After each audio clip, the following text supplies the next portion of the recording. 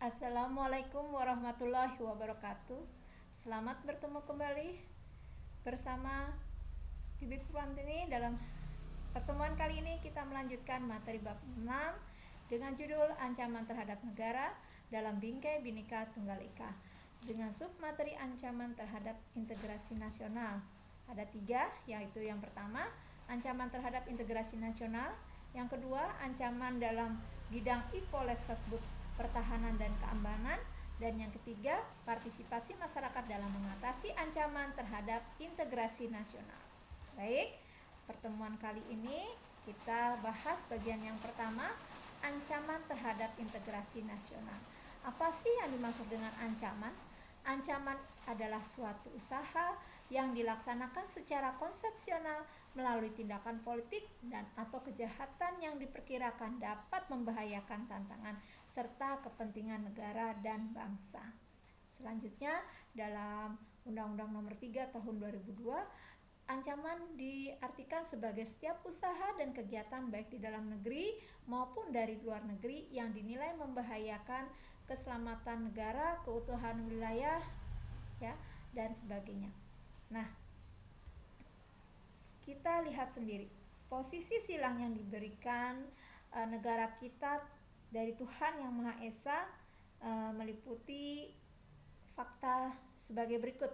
Yang pertama, dari segi kewilayahan, ya. Kewilayahan kita, negara Indonesia itu adalah sangat strategis, yaitu diapit oleh 2 benua dan 2 samudra. Kondisi penduduk Indonesia berada di antara daerah yang berpenduduk padat di bagian utara dan daerah yang berpenduduk jarang di bagian selatan. Yang ketiga, Indonesia ideologinya terletak antara ideologi komunis di bagian utara dan pengaruh ideologi liberalis di bagian selatan. Dan ekonomi Indonesia berada di antara sistem ekonomi sosialis di utara dan sistem ekonomi kapitalis di selatan. Yang kelima, masyarakat Indonesia berada di antara masyarakat sosialis di bagian utara dan masyarakat individualis di bagian selatan. Yang keenam, kebudayaan Indonesia berada di antara kebudayaan timur di utara dan kebudayaan barat di selatan. Yang ketujuh, sistem pertahanan dan keamanan Indonesia berada di antara sistem pertahanan kontinental di bagian utara dan sistem pertahanan maritim di bagian barat, selatan, dan timur. Baik, posisi silang Indonesia ini adalah sebuah potensi atau ancaman. Dikatakan sebuah potensi bila memberikan dampak kemajuan bagi bangsa Indonesia serta akan memperkokoh keberadaan bangsa Indonesia. Yang berikutnya dikatakan menjadi ancaman jika atau apabila posisi silang Indonesia justru akan membahayakan bangsa dan negara Indonesia. Nah, bentuk-bentuk ancaman terhadap integrasi nasional ada 2, yaitu ancaman militer. Apa sih ancaman militer? Ancaman militer yaitu ancaman yang menggunakan kekuatan bersenjata yang terorganisasi, yang dinilai mempunyai kemampuan yang membahayakan kedaulatan negara, keutuhan wilayah, dan keselamatan bangsa dan negara.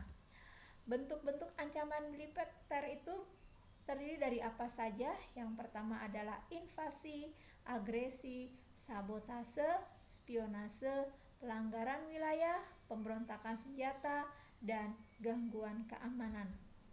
Kita bahas yang pertama adalah invasi.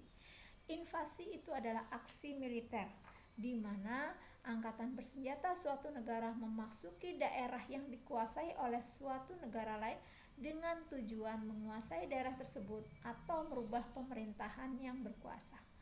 Invasi bisa menjadi penyebab perang, bisa digunakan sebagai strategi untuk menyelesaikan perang, atau bisa menjadi inti dari perang itu sendiri. Motif invasi yaitu memperluas wilayah, ya, kepentingan politik, pengembalian wilayah, ya, yang mungkin dulu pernah diambil, idealisme keagamaan, dan atau melindungi atau mengambil rute transportasi. Berikutnya, agresi militer. Ya, agresi militer yaitu tindakan penyerangan suatu wilayah atau tempat yang biasanya bertujuan untuk merebutkan kedaulatan atau kesejahteraan sebuah negara. Contohnya, gencatan senjata, blokade jalan utama, penyerangan yang menyakiti fisik, ya. Nah, Indonesia pernah mengalami peristiwa agresi, yaitu agresi militer Belanda pertama, ya, dan agresi militer Belanda kedua. Yang ketiga adalah sabotase. Sabotase ini adalah tindakan pengerusakan yang dilakukan secara terencana, disengaja, dan tersembunyi sebagai terhadap peralatan, personal, dan aktivitas dari bidang sasaran yang ingin dihancurkan yang berada di tengah masyarakat yang bisa menimbulkan efek psikologis yang besar. Contoh, sabotase terhadap infrastruktur jalan, jembatan, objek vital atau struktur ekonomi. Peristiwa sejarah Indonesia pernah terjadi menjelang Asian Games keempat tahun 1962 bisa dikatakan sabotase, di mana Gelora Bung Karno yang pada saat itu baru dibangun dengan pemodal utamanya dari Uni Soviet itu tiba-tiba terbakar, ya. Yang ketiga, spionase, yaitu suatu proses pengintaian atau memata-matai untuk mengumpulkan informasi mengenai sebuah organisasi, lembaga yang dianggap rahasia tanpa izin dari pemilik yang sah dari informasi tersebut. Nah, peristiwa sejarah berdasarkan laporan Washington Post tanggal 11 Februari tahun 2020, Indonesia dan 120 negara tidak sadar bahwa alat komunikasi rahasianya yang diproduksi oleh Cipro AG Swiss telah disadap oleh CIA dan BND, yaitu agen rahasia dari Jerman Barat. Nah, yang berikutnya kelima adalah pelanggaran wilayah, ya, baik darat, laut maupun Cina, ya. Misalkan di laut masuknya beberapa kapal asing, ya, ke Indonesia, ya, tanpa izin, ya, sehingga melanggar zona ekonomi eksklusif. Yang berikutnya pelanggaran wilayah daratan, ya, seperti pembuatan patok perbatasan yang pernah dilakukan oleh pihak Malaysia secara sepihak dan sengketa Blok Ambalat, sehingga Pulau Sipadan dan Gili Kitan dimenangkan oleh Malaysia pada sidang Mahkamah Internasional tahun 2002. Bagian udara, pelanggaran udara ini pernah terjadi tahun 2018. Sebanyak 128 kasus pelanggaran udara oleh pesawat luar negeri dengan kriteria sipil non-schedule wilayah udara Indonesia. Yang keenam adalah pemberontakan bersenjata. Ini contohnya yang pernah kita ketahui adalah gerakan DITII, PRI Persemesta, PKI di Madiun, dan peristiwa G30 SPKI di Jakarta pada tahun 1965. Yang ketujuh, gangguan di laut dan udara. Bisa berupa pembajakan, penyelundupan narkoba, penyelundupan senjata amunisi, illegal fishing, illegal logging, pencemaran laut, dan sebagainya. Nah, tadi ancaman militer, sekarang ancaman non-militer.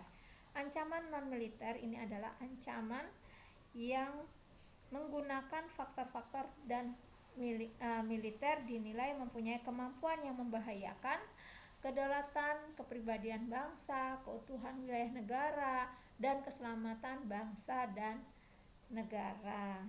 Nah, ancaman non-militer ini kriterianya, ya, tidak bersifat fisik serta bentuknya tidak terlihat, ya, seperti ancaman militer.